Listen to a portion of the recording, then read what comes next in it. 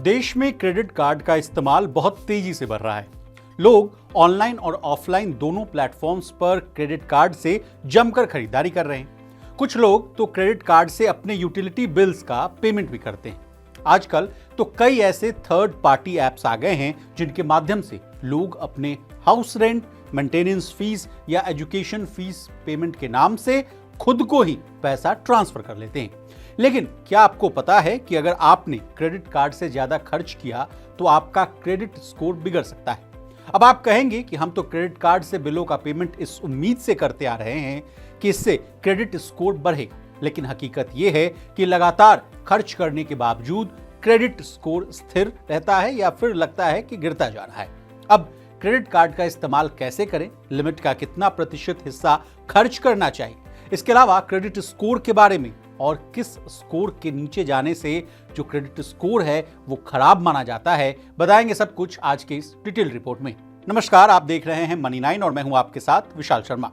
सबसे पहले credit card limit का इस्तेमाल कितना प्रतिशत करना चाहिए, इससे कहानी की शुरुआत करते हैं। क्रेडिट स्कोर स्थिर रहने या घटने की वजह अत्यधिक क्रेडिट कार्ड यूटिलाइजेशन हो सकता है। आइडियल सिचुएशन में आप क्रेडिट लिमिट का 10 से 15% इस्तेमाल करें। 30% से अधिक खर्च करने पर स्कोर स्थिर या खराब हो सकता है। मान लीजिए कि आपके क्रेडिट कार्ड की जो सीमा है यानी लिमिट है 1.5 लाख रुपए, तो आपको प्रति महीने इससे 45,000 रुपए से ज्यादा नहीं खर्च करना चाहिए।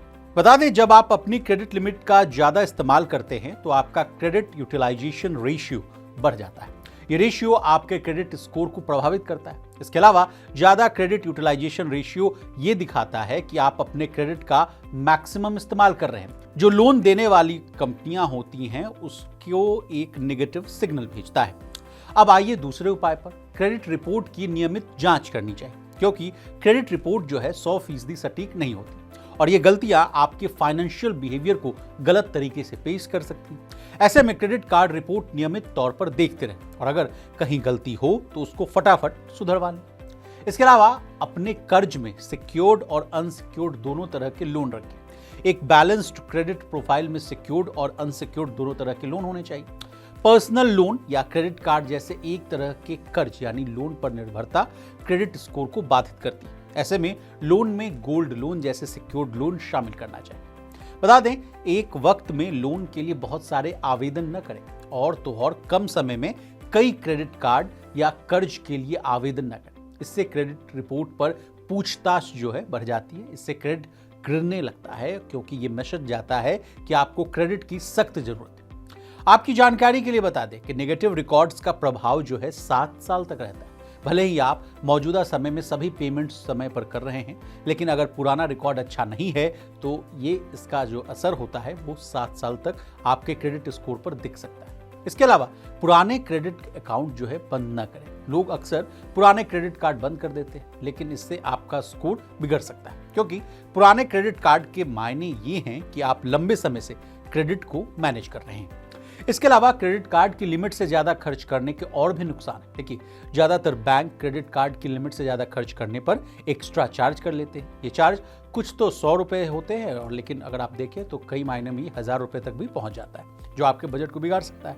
अब जाते जाते लिमिट से ज्यादा खर्च करने से कैसे बचें, इसकी जानकारी भी ले लीजिए। सबसे पहला काम आप ये करें कि आप एक बजट बनाएं और अपने खर्चों पर नजर रखें। जितना हो सके कैश में डील करें।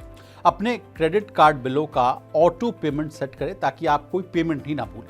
इसके अलावा कम क्रेडिट कार्ड रखें अपने पास। इसके अलावा आपके पास जितने कम क्रेडिट कार्ड होंगे उतना ही कम खर्च करने की संभावना हो। इसके अलावा अगर आपको लगता है कि आपकी क्रेडिट लिमिट कम है तो आप अपने बैंक से क्रेडिट लिमिट बढ़ाने के लिए आवेदन करें। बता दें, क्रेडिट स्कोर 300 से लेकर 900 के बीच होता है। 650 से नीचे का जो स्कोर होता है वो खराब माना जाता है। अब हमने आपको क्रेडिट कार्ड के लिमिट का इस्तेमाल कैसे करना है, इसके बारे में तमाम जानकारियां दे दी। आपको हमारी ये डिटेल रिपोर्ट कैसी लगी, कमेंट करके जरूर बताइए। इसी तरह बिजनेस जगत से जुड़ी तमाम ताजा तरीन खबरों के लिए बने रहिए हमारे साथ और देखते रहिए मनी।